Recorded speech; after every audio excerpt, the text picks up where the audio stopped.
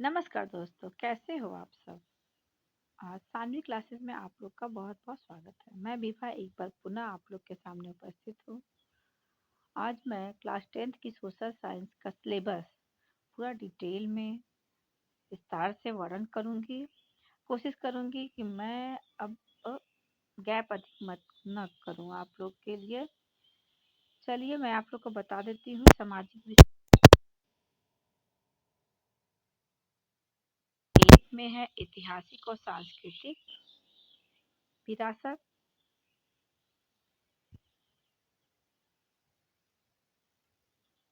पुनर्जागरण चैप्टर 1 है। आधुनिक विश्व में वैचारिक क्रांति में जब आप देखेंगे तो ये पुनर्जागरण है। दूसरा है धर्म सुधार आंदोलन, खोजे और आविष्कार है। चैप्टर 3 है औद्योगिक क्रांति और उसका प्रभाव। इसमें आप राजनीतिक क्रांतियां में आएंगे। आप देखेंगे राजनीतिक क्रांतियों में आप अध्ययन करेंगे क्रांतियों का सामान्य परिचय, फ्रांसीसी क्रांति के कारण क्या थे और परिणाम क्या थे, रूसी क्रांति के कारण और परिणाम। तीसरा है ये राष्ट्रवाद का उदय, राष्ट्रवाद का विकास एवं विश्व युद्ध। इसमें आप देखेंगे यूरोप में राष्ट्रवाद, प्रथम विश्व युद्ध कारण और परिणाम, फिर द्वितीय विश्व युद्ध का कारण और परिणाम के बारे में हम देखेंगे। इकाई 2 में है आधुनिक भारत के बारे में पढ़ेंगे। चैप्टर ये 10 रहेगा आपका, जिसमें आपका होगा भारत में यूरोपीय शक्तियों का आगमन विस्तार, स्वतंत्र प्रथम स्वतंत्रता संग्राम कारण और परिणाम। चैप्टर 12 होगा नव जागरण और राष्ट्रीयता का विकास। भारतीय स्वतंत्रता आंदोलन ख है इसका। ये सब आपका इतिहास का पोर्शन है। इसमें 13 चैप्टर है गांधी विचारवाद, असहयोग आंदोलन, सविनय अवज्ञा आंदोलन, भारत छोड़ो आंदोलन, क्रांतिकारियों का योगदान, भारत विभाजन और स्वतंत्रता प्राप्ति।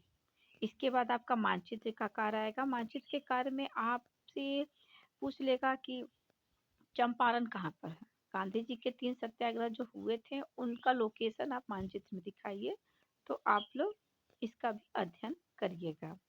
अब है नागरिक शास्त्र के पोर्शन में देखते हैं सामाजिक विषय में क्या क्या है। नागरिक शास्त्र को इकाई 1 में है आपका केंद्र सरकार।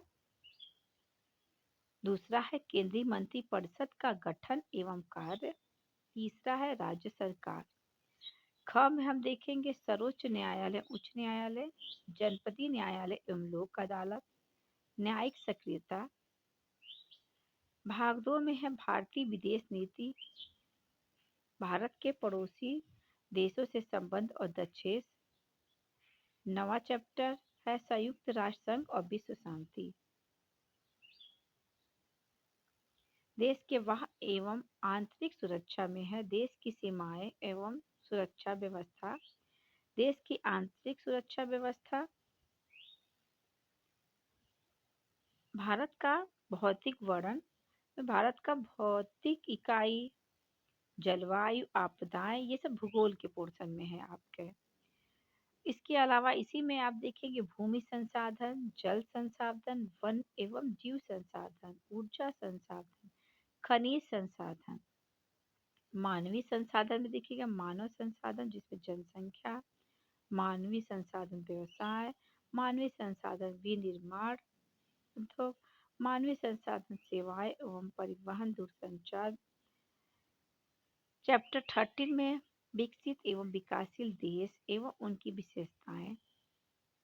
14 में है आपका विकसित देश के रूप में उभरता भारत, फिर इसका भी मानचित्र आपका वर्क होगा।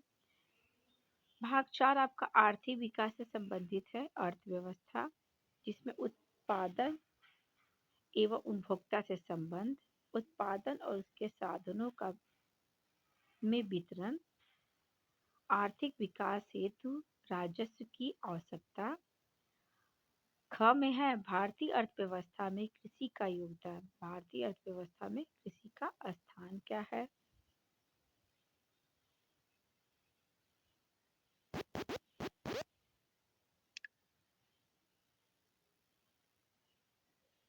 पांचवा में कृषि एवं उद्योगों की पारस्परिक अनुपूरता और औद्योगिक ढांचा।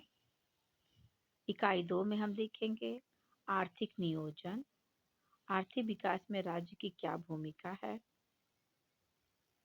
विदेशी व्यापार, भारत का विदेशी व्यापार, फिर प्रोजेक्ट का मॉडल, और ये आपका ये सब चैप्टर खत्म हो जाएगा।